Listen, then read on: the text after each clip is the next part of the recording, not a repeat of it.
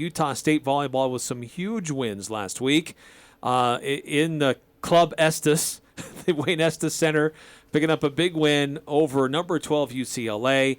Aggies turning their attention to another set of big games this weekend, heading to Provo for a tournament down at BYU. But this is a team that's getting some votes, getting some national attention, as they should.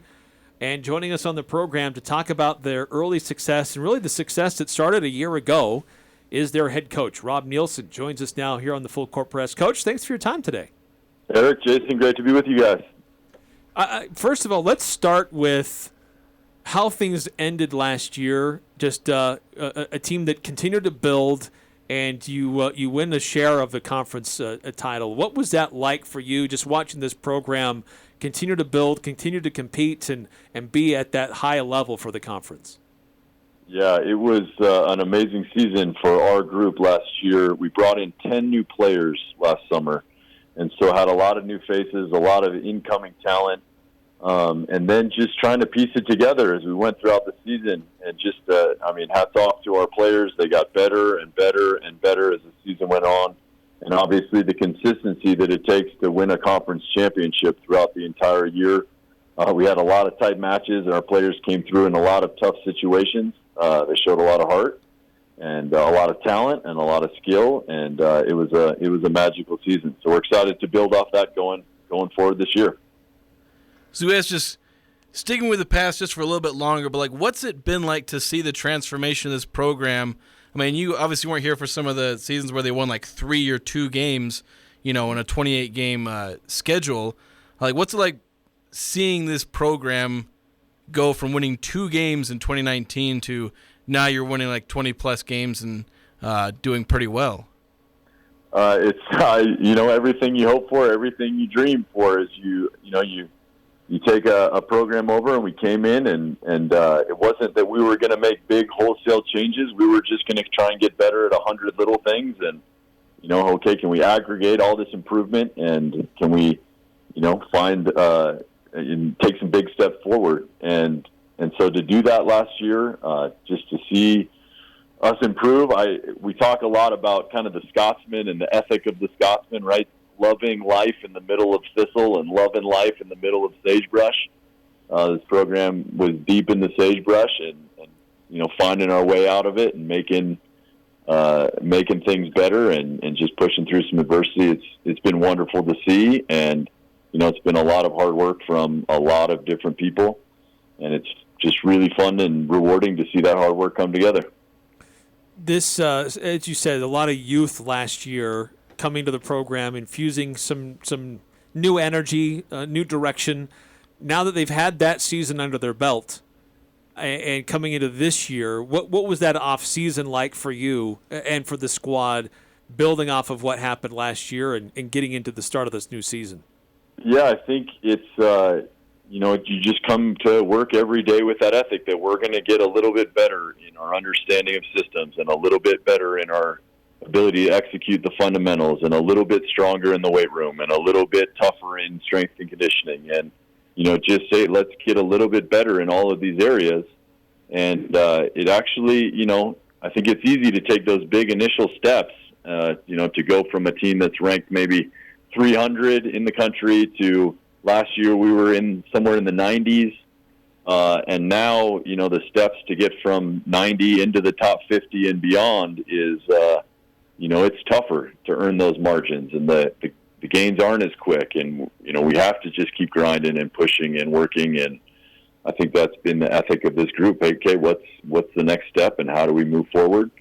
And, it came with playing some tougher teams and some bigger competition, and, coming and playing a top 10 BYU team on the road and a top 10 Pitt team on the road. And, what do those lessons look like? What do we need to learn to be great in December and to make some runs at the end of the season?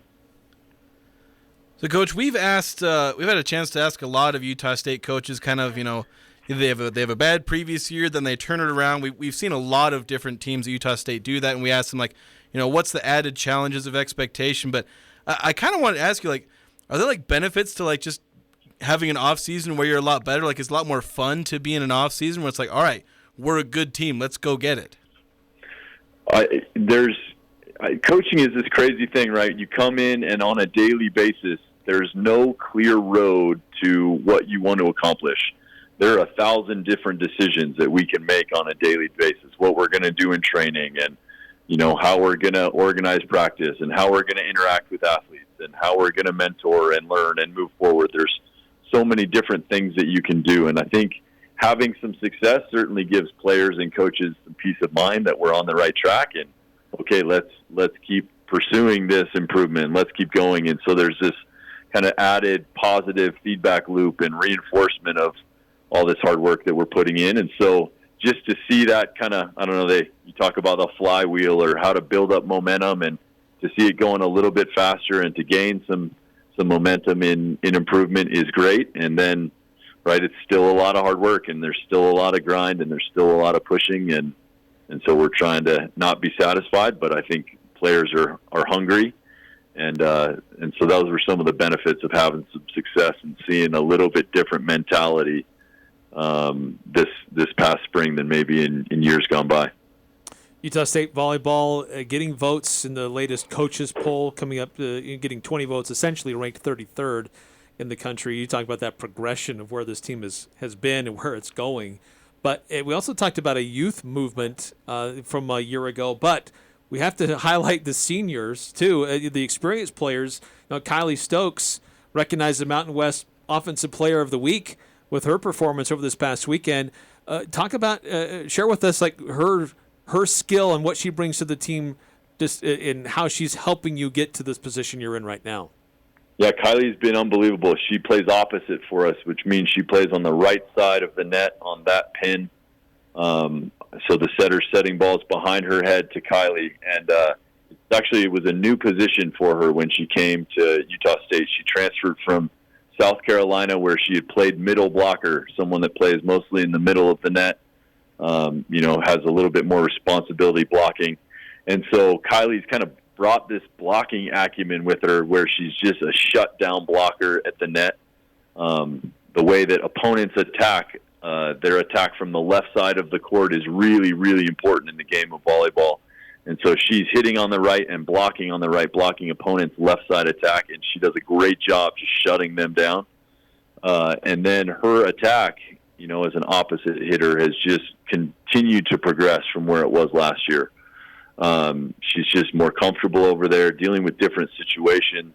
She's got such a powerful arm. We tell her she's got the arm of Thor, right? Just this monster arm, and she just hammers the ball.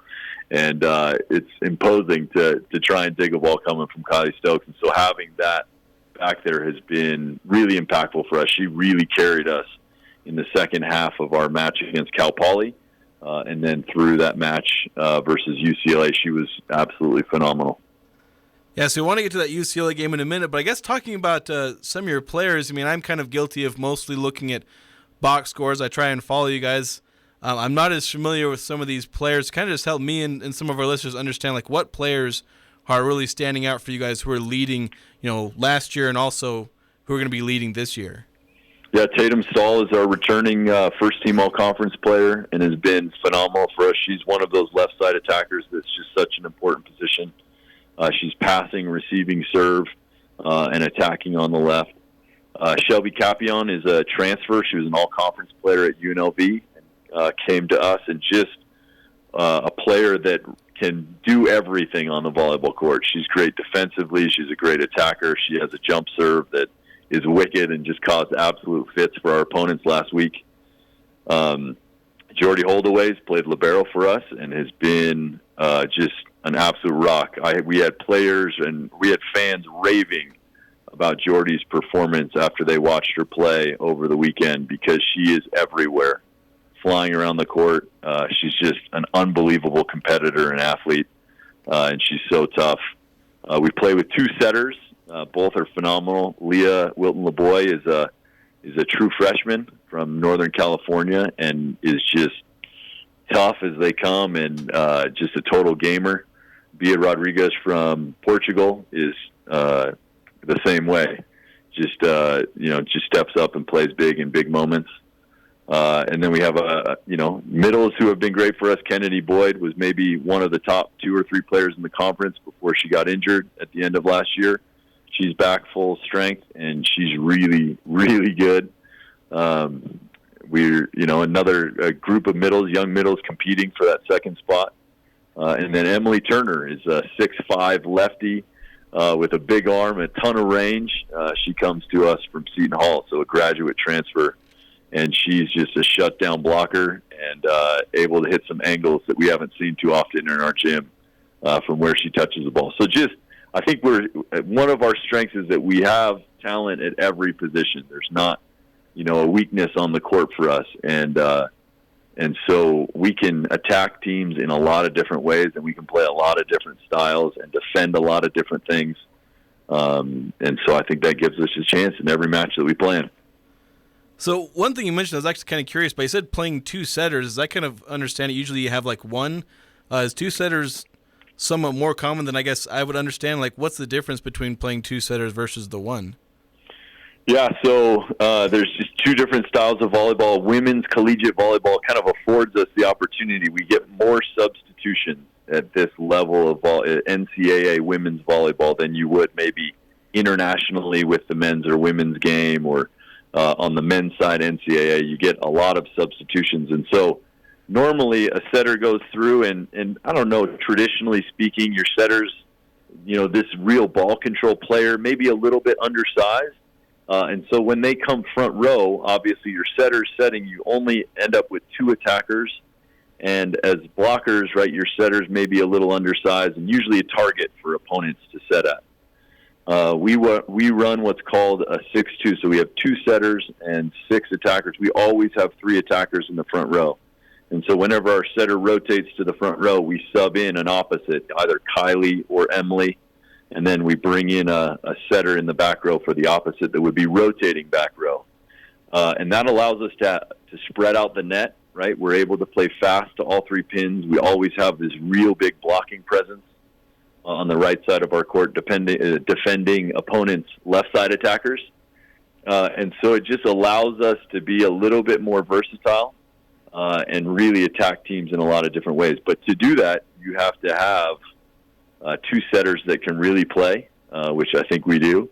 And you have to have some, a number of opposite hitters that can come in and kind of switch in and out. And so you don't see a ton of, maybe a third of the teams in NCAA volleyball are playing that style where they're always having a setter back row instead of rotating them all the way through. We're talking to Utah State volleyball coach Rob Neilson. This is a team that came off some big wins this past weekend. Got another big tournament coming up this weekend. But before we get into what's ahead, we mentioned that Kylie Stokes is recognized as the Mountain West Offensive Player of the Week, but she wasn't the only one on the team to get a conference honor.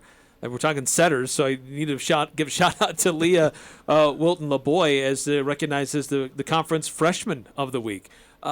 Share with us the type of weekend that she had for you.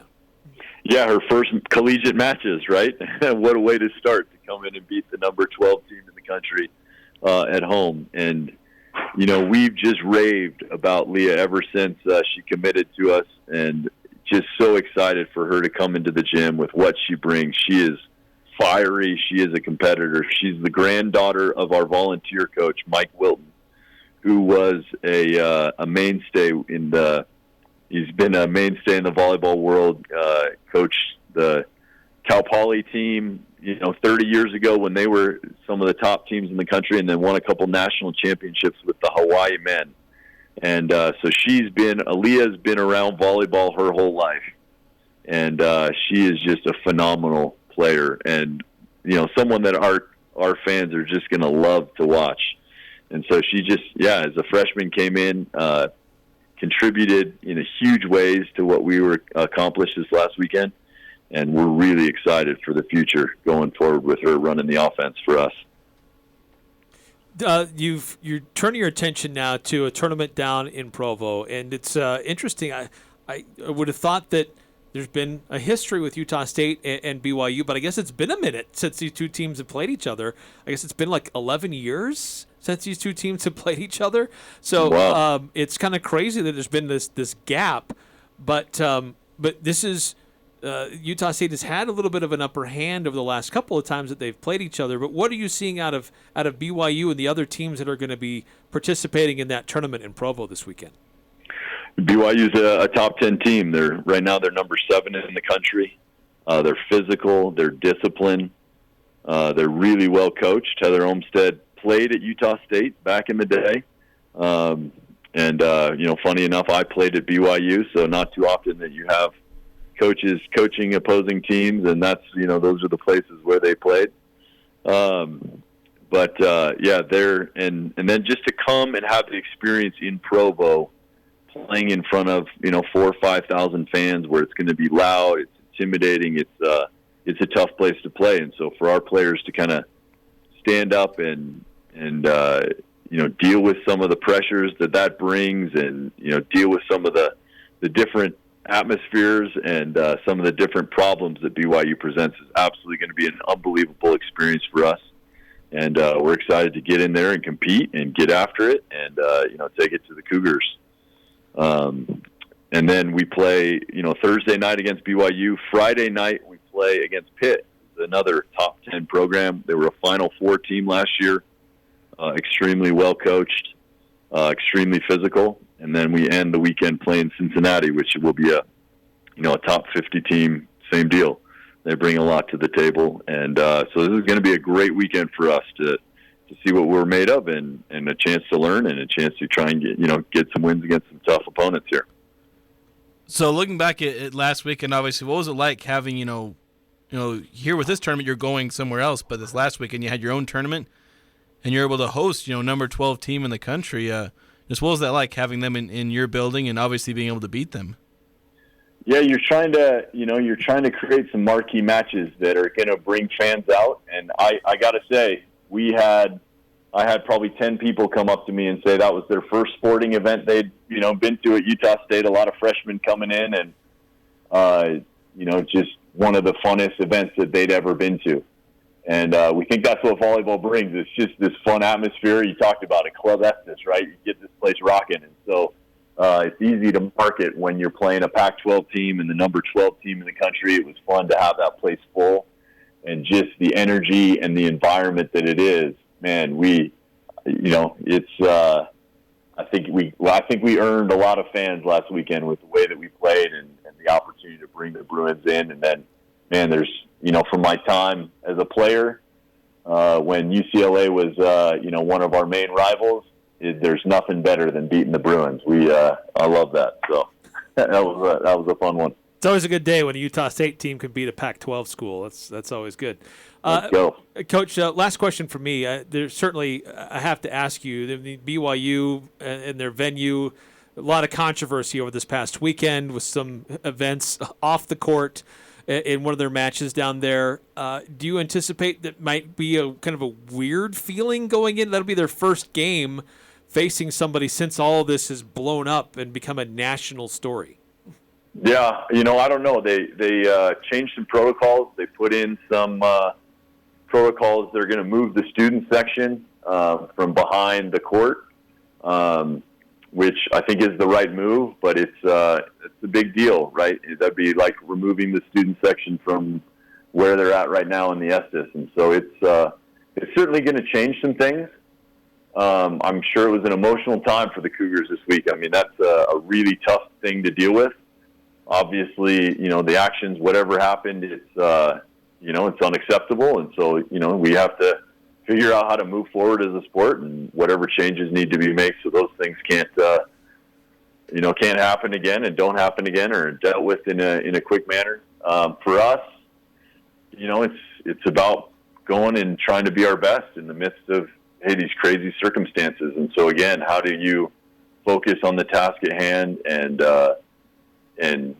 go be about great things and go represent great things and, just play tough. And so, yeah, I would imagine it's going to be maybe a little different. It's been a long time since we've been in Provo, so I don't even know what our players are, expecting the environment to be like. I don't know how different it'll be from last week, but I know it'll be intense, and it'll be, a great opportunity for us to learn and grow as a group, get better.